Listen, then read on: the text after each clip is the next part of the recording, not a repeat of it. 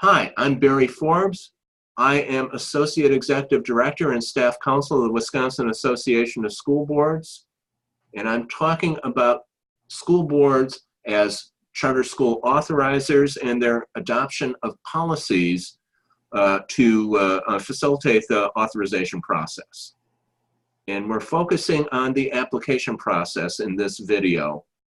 And there are three types of entities that may initiate a charter school application. And the first are employees of the school district. They may petition the school board to create a charter school. Charter schools may also be created by the school board. The process typically begins in one of three ways. The school board may on its own or in response to a proposal from administration decide to initiate a charter school. Or the charter school or the school board might initiate the charter school in response to a request from a parent or others. Or the school board may issue a request for proposals. Charter schools may be also authorized by 11842R and 2X authorizers. Note that this presentation focuses on school boards as charter school authorizers. Wisconsin law does not give parents or others the right to demand that a charter school be authorized. School boards have broad authority to consider and approve or reject such requests. The school board should consider the possibility that groups interested in forming a charter school may seek authorization by a 118-240-2R or 2X authorizer if the school board rejects their application.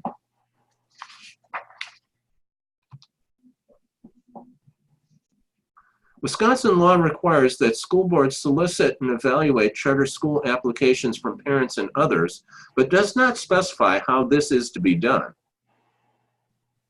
11840(3)(MB) of the statutes directs school boards to consider the National Association of Charter School Authorizers principles and standards in soliciting and evaluating charter school applications, but does not require that those principles and standards be strictly followed.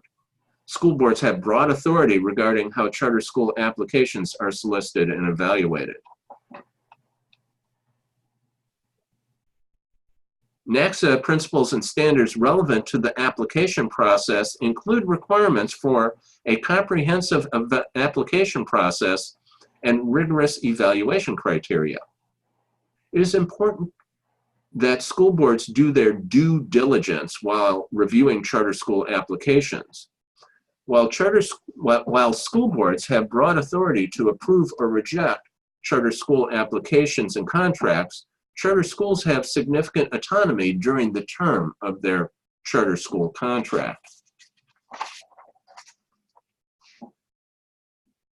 The requirement that school boards solicit and evaluate charter school applications suggests that school boards should communicate to the public their willingness to do so and the process that they will follow. Charter school authorizers are required to give preference to applications to charter schools serving children at risk. Again, the law does not describe how school boards are to do this.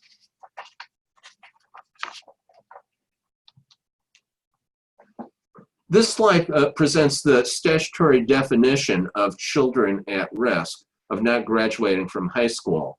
And that definition can be both found on the DPI website and in the statutes 118.153(1). Note that the definition of children at risk is limited to students in grades 5 to 12, which suggests that school boards should give preference to charter schools serving at-risk children in grades 5 to 12. Now, that doesn't prohibit school boards from considering charter schools that serve other grade levels. It just suggests that a preference might be given to the grades 5 to 12. Wisconsin law also requires that school boards approve only high-quality charter schools that meet identified educational needs and promote a diversity of educational choices. And again, this school board authorizer determines how this gets done. NACSA principles and standards relevant to the application process include a requirement that the application process be clear, fair, and transparent.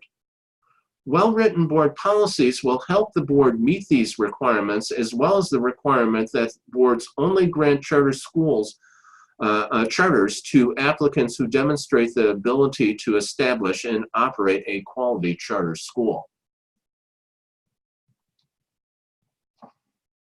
The law requires that school boards solicit and evaluate charter school applications, but do not specify how this is done, with a few notable exceptions, like considering NACSA principles and standards and giving preference to charter schools serving children at risk. Boards have broad authority to decide how and when applications are submitted and what information is required of the charter school applicant.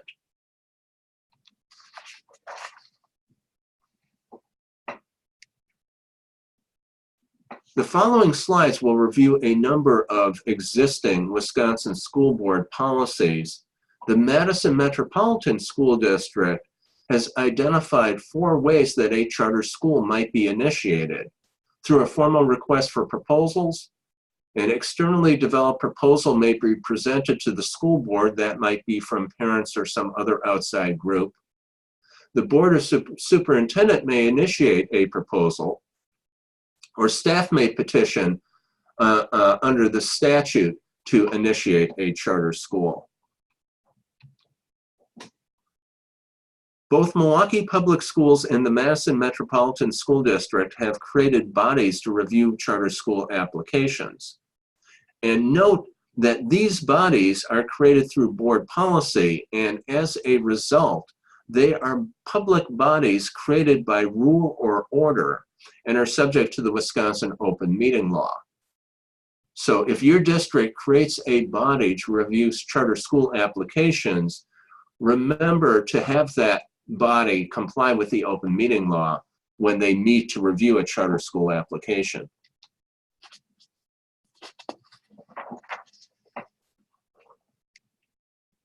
Many school boards include in their policies information about the types of policies, the types of charter schools that the board might consider approving.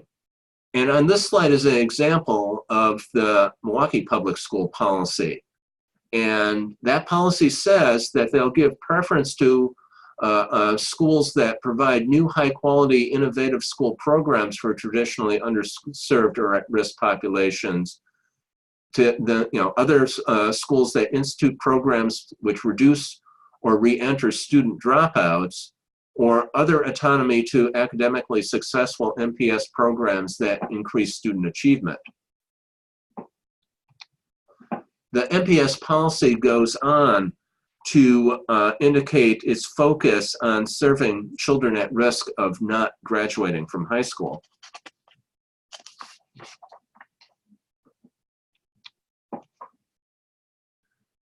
The above slide is taken from the DC Everest School District policy.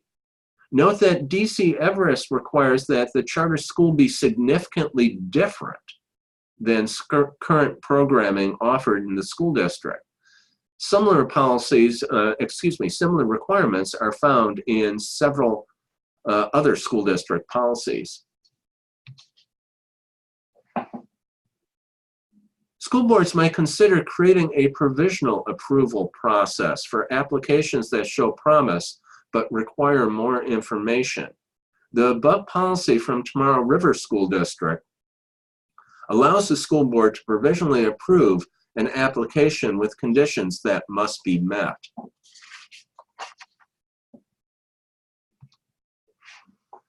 The next video covers the negotiation of the charter school contract. For more information, you can reach me at bforbes@wasb.org or 608-512-1707.